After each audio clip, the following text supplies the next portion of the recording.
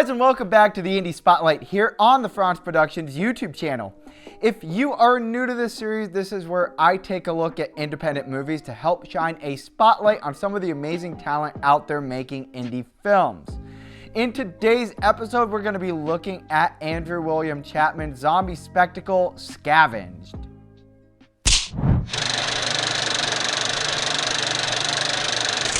Scavenged is the sequel to Chapman's directorial debut, Scavengers, and the movie opens up with a very powerful scene paying homage to the iconic Negan lineup from The Walking Dead.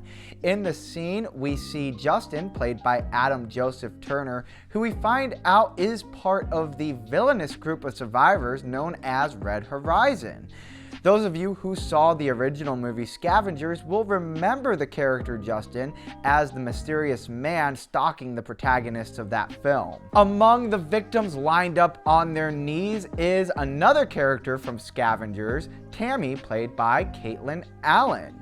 The scene gives us a lot more context as to why her character ran into the street in the first movie, as well as how Justin found out about Ryan and Caitlin to begin with. Following the intro, the movie picks up several years after the events of Scavengers and centers around the character Bella, played by Ayana Gallo, who is the daughter of Ryan and Caitlin from the first movie.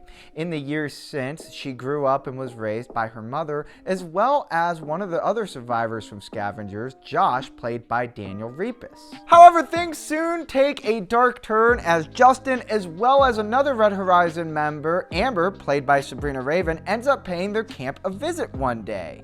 See, the leader of Red Horizon, Tyler, played by Kevin Winstead, wants a child of his own, and he will do anything to get that child. In this case, they're after Bella, and now they're on the run and have to join forces with another group of survivors known as the Colony, who are already at odds with Red Horizon in order to try to survive the chaos. So that's all I'll say about the plot of Scavenged. Instead, let's talk about some filmmaking aspects that you could pick up from as an independent filmmaker.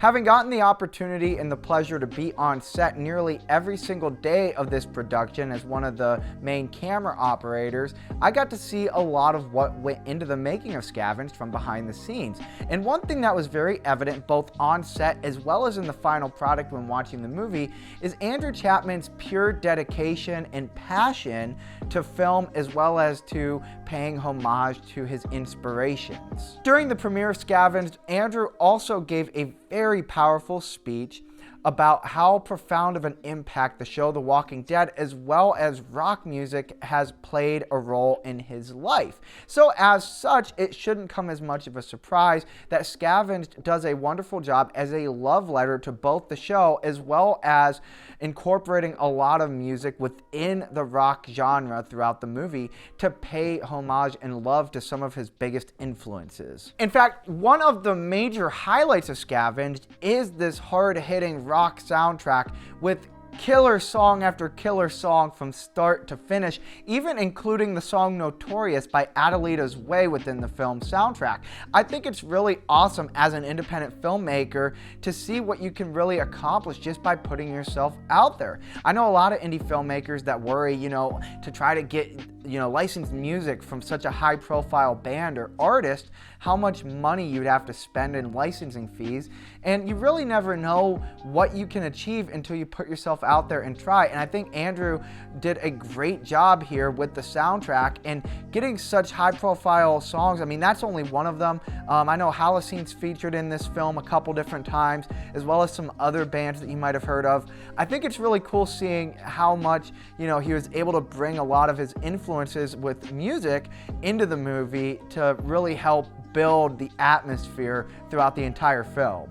I also think another huge inspirational aspect of watching Scavenged, especially if you've seen Scavengers, is the evolution of Andrew's ideas. I mean, you take Scavengers and you build on that, and you grow and you learn and you try new things and you go bigger and more ambitious.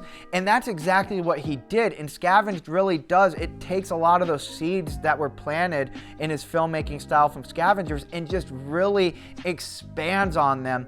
And he really helps helps, solidify his voice and his directorial vision as a filmmaker, taking some of these ideas and going even bigger, which I apologize if I'm being a little bit vague on what I mean here. I'm trying my best to avoid spoilers as the movie's not out yet, so I don't want to give anything too major away. Just know that if you think that some of what he did in Scavengers was really cool and ambitious for his first movie, he really does take that and goes 100 miles per hour onto that second movie, really building on those ideas and really growing and evolving as a filmmaker. So overall, I really do recommend watching Scavenged, especially if you're an independent filmmaker, not only to watch, another filmmaker's evolution and next step in their journey of this, life that we so choose, but also as an inspiration and a testament to what you're able to accomplish just by putting yourself out there, just by taking that initiative, especially when it came to the soundtrack, which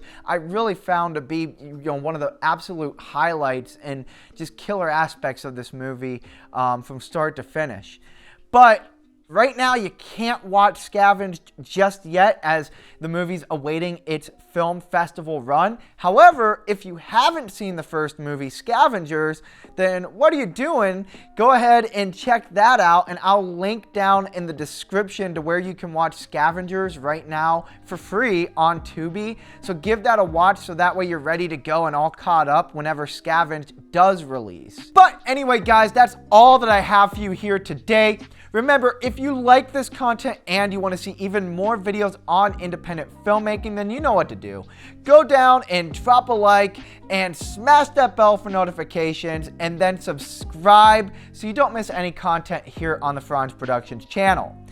And if you are an independent filmmaker yourself and you want me to talk about your movie right here on the Indie Spotlight, all you got to do is down in the comments, let me know what's the name of your movie, where can I give that bad boy a watch, and I will add it to my watch list to talk about in a future episode. But anyway, guys, I wanted to talk about something else really quick. I don't know if you noticed, but this is the prototype for the official shirt for In the Hands of Fate, which if you've been keeping up with where the movie's been going and where we're at, we're still in post-production. Things are really moving along. I can't wait for everyone to get to see the movie. But we do have another trailer that's going to be coming out at the end of this month, premiering on September 29th. So stay tuned and check that out whenever it comes out.